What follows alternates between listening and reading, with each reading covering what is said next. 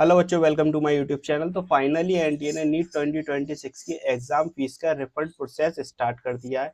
तो इस वीडियो में हम step by step refund process देखेंगे और उससे पहले एनटीए ने जो कल नोटिफिकेशन रिलीज किया उसके बारे में हम देखेंगे। तो एनटीए ने ये पब्लिक नोटिस दिया है जिसमें इन्होंने कहा है कि अगर आप अपने अकाउंट में पेमेंट चाहते हैं तो आपको क्या क्या डिटेल फिल्स करनी है उसके बारे में बताया है। और दूसरी चीज ये कहा है कि आपको कैंसिल चेक लगाना है, ठीक है। और ये कैंसिल चेक जो है वो ऑप्शनल है, अगर आपके पास चेक है तो लगाइए, नहीं है तो कोई बात नहीं है, ठीक है। तो उसके बारे में बताया है। दूसरी चीज इन्होंने ये बताई है कि ये जो आप रिफंड का डिटेल सबमिट कर सकते हैं तो ये आप 22 मई 2026 से 27 मई 2026 को 11:50 PM तक, यानी कि रात के 12 बजने से 10 मिनट पहले तक आप फिल कर सकते हैं। और ये डिटेल आप एक ही बार सबमिट कर सकते हैं, तो इसीलिए ये डिटेल केयरफुली सबमिट कीजिएगा, ठीक है।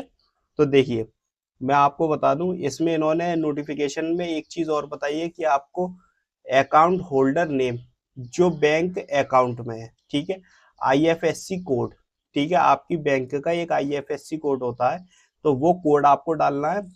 बिल्कुल correct, account number, bank name, ठीक है, बैंक का नेम क्या है। और ये upload scan copy of cancel cheque, ये ऑप्शनल है, ओके। अगर आपके पास चेक है तो आप लगा सकते हैं कैंसिल चेक, नहीं है तो आप के लिए ये ऑप्शनल है, आप चाहें तो लगाएं, नहीं है तो कोई बात नहीं। तो ये सारी चीजें इन्होंने कल 22 तारीख के नोटिफिकेशन में दी। अब हम जो बात करेंगे स्टेप बाय स्टेप करेंगे कि आप किस तरीके से सबमिट करोगे और किस तरीके से डिटेल फिल करोगे, ठीक है। जैसा कि आपको पता है कि गूगल पर जाकर आपको एनटीए नीट सर्च करना है, तो ये आपकी फर्स्ट लिंक आ जाएगी, इस पे आपको क्लिक करना है। फिर इंटरफेस इस तरीके का होगा, तो थोड़ा जब आप स्क्रॉल कर कर नीचे आएंगे तो देखिए प्रेजेंट एड्रेस वाले के ऊपर fees refund window for NEET UG 2026, इस पे आपको क्लिक करना है। जैसे ही आप इस पे क्लिक करेंगे तो ये तो आपको आई होप याद हो गया होगा, एप्लीकेशन नंबर डालें, क्योंकि इस बार आपको अपने फॉर्म कई मरतबा खोलना पड़ेगा। एप्लीकेशन फॉर्म पासवर्ड आपका पहले से ही अपडेट होगा, आपको याद भी होगा, और फिर आप इस तरीके का कैप्चा कोड डाल देंगे। उसके बाद आप लॉग इन कर दीजिए। जब आप लॉग इन कर देंगे तो उसके बाद आपका इंटरफेस इस तरीके से आएगा, ठीक है। अब यहाँ पर देखिए रिफंड हेतु बैंक विवरण दर्ज करें, ठीक है, registered bank detail for refund. तो यहाँ पर आप बैंक डिटेल वाले इस पे 1 सेकेंड कलर बदल लूं, इस पर बैंक डिटेल पर क्लिक करेंगे। जब आप इस पर क्लिक करेंगे तो आपका फिर इंटरफेस इस तरीके का आ जाएगा।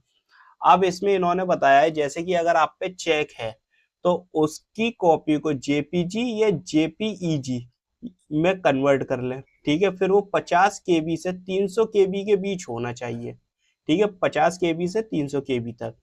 स्कैन कॉपी जो चेक की स्कैन कॉपी है उसको आप जेपीजी या जेपीईजी में कन्वर्ट कर लें, और 50 KB से लेकर 300 KB तक ये होना चाहिए। आप अब आपको कन्वर्ट करने में अगर दिक्कत आए साइज, आप मोबाइल से फोटो ले लीजिएगा, ठीक है, फिर उसको क्रॉप कर लीजिएगा अच्छी तरह। अब आप देखेंगे उसका साइज जो है वो MB तक चला जाता है, 1 MB 2 MB, ठीक है, जिस तरीके से मोबाइल हो।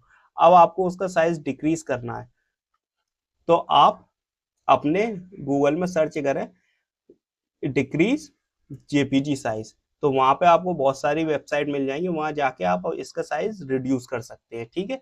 तो केबी तक बन जाता है। अब बात आती है, कृपया सुनिश्चित करें कि दर्ज किए गए विवरण सही है, क्योंकि एक बार सबमिट करने के बाद उन्हें बदला नहीं जा सकता। मतलब अगर आपने एक बार सबमिट कर दिया तो उसके बाद बदला नहीं जा सकता। जब भी आप इसमें डिटेल फिल करें तो पूरी अच्छी तरह करिएगा, ताकि कोई भी डिटेल आपसे मिस ना हो, जिसकी वजह से आपका रिफंड अटक जाए कहीं, ठीक है।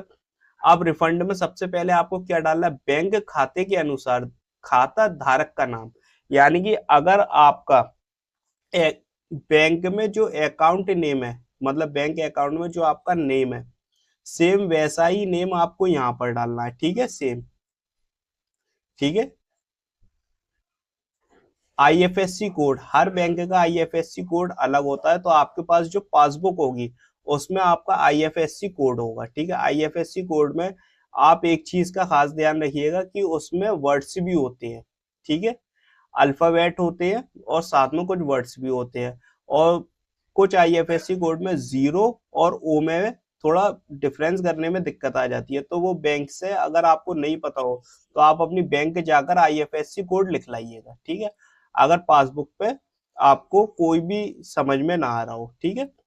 खाता संख्या यानी कि अकाउंट नंबर आपको बिल्कुल ठीक डालना है, फिर उसके बाद कंफर्म कंफर्म करना है अकाउंट नंबर, ठीक है। उसके बाद आता है आपका बैंक नेम, कि आपका एसबीआई में है, बैंक ऑफ बड़ौदा में है, ठीक है, बहुत सारी, कैनरा है, आईसीआई है, एक्सिस है, जिस बैंक में भी हो आपका, वो नाम आपको यहाँ पर डालना है, ठीक है। तो ये भी आपके पासबुक पर मेंशन होगा। दूसरी चीज, रद्द चेक की स्कैन की हुई प्रति अपलोड करें, ठीक है। ये साफ कह रहे हैं ये ऑप्शनल है। अगर आप, बहुत से बच्चों पे चेकबुक नहीं होती लेकिन कुछ बच्चों को होती है, अगर वो डालना चाहें तो आप अपनी कैंसिल चेक की कॉपी डाल सकते हैं। अब बात आती है कैंसिल चेक कैसे होता है, तो आपको क्रॉस मारकर कैंसिल लिख दीजिएगा, ठीक है। आप कैंसिल लिख दोगे तो वो आपका अपने आराम से चल जाएगा, ठीक है। तो कैंसिल चेक ऐसा होता है, क्योंकि उससे आपका अकाउंट नंबर वगैरह लेते हैं। तो ये ऑप्शनल है, अगर आप डालना चाहें तो ठीक है, नहीं डालना चाहें तो कोई दिक्कत नहीं। अगर डालते हैं तो आपको चूज फाइल करनी है यहाँ पर, ठीक है। यहाँ से फाइल चूज करनी है और ये आपके आ जाएगा। 50 केबी से लेकर 300 केबी तक के बीच में इमेज होना चाहिए। उसके बाद आपको यहाँ पर टिक करना है। फिर ये जो है ये आपका, सॉरी कट गया है, ये सबमिट बटन है, इसको आप सबमिट करेंगे और आपकी डिटेल सबमिट हो जाएगी। तो जब आप ये डिटेल फिल करें तो आपको सारी डिटेल चेक करनी है एक बार, कि मैंने सारी चीजें सही डाली हैं। अगर कहीं कोई कंफ्यूजन है तो सबमिट करने की जरूरत नहीं है, पहले उस कंफ्यूजन को दूर करें, क्योंकि रिफंड, अगर आपका बैंक अकाउंट गलत हुआ तो रिफंड भी आपका कैंसिल हो सकता है, ओके। तो किसी भी तरीके का कंफ्यूजन मत रखिएगा पैसों को लेकर। एनटीए पहले तो रीनीट कराता नहीं है, और इसने रीनीट कराया और अगर ये आपको रिफंड दे रहा है तो ये बहुत बड़ी बात है। एनटीए जैसी एक संस्था रिफंड दे रही है, ये बहुत अपने आप में सोचने की बात है, ठीक है। तो ये आप अपना रिफंड ले लीजिए, तो कोई भी मिस्टेक ना करें। अब बात आती है कि रिफंड कब तक आएगा, तो इसका कोई कंफर्म टाइम नहीं है। जैसे इस टाइम स्थिति चल रही है एनटीए को लेकर, तो मुझे अनुमान तो ये है कि हफ्ते 15 दिन में आ जाना चाहिए, या ऐसा भी हो सकता है कि आपका प्रोसेस स्टार्ट हो जाए दूसरे दिन ही दे दे, या 1-2 दिन में दे दे, या ये फाइनल डेट सबमिट होने के बाद दे सकते हैं, और महीने 6 महीने भी लग सकते हैं, तो कोई पता नहीं है, ठीक है। लेकिन जैसे इस टाइम इनकी कंडीशन है, एनटीए का विरोध जिस तरीके का हो रहा है, तो उसे देख के तो लगता है कि ये रिफंड जल्द से जल्द देने की कोशिश करेंगे, ठीक है। तो आप अपना रिफंड संभाल के रखें। अगर सिलेक्शन होता है तो अच्छी बात है, नहीं तो ये आपके नेक्स्ट ईयर के काम आएगा, ठीक है। और नहीं तो पार्टी कर लेना, सिलेक्शन हो जाए तो। इसके अलावा अगर आपको कोई भी क्वेश्चन है या आपको कोई डाउट है तो कमेंट करें, वीडियो को लाइक करें, शेयर करें और चैनल को सब्सक्राइब करें। And thanks for watching.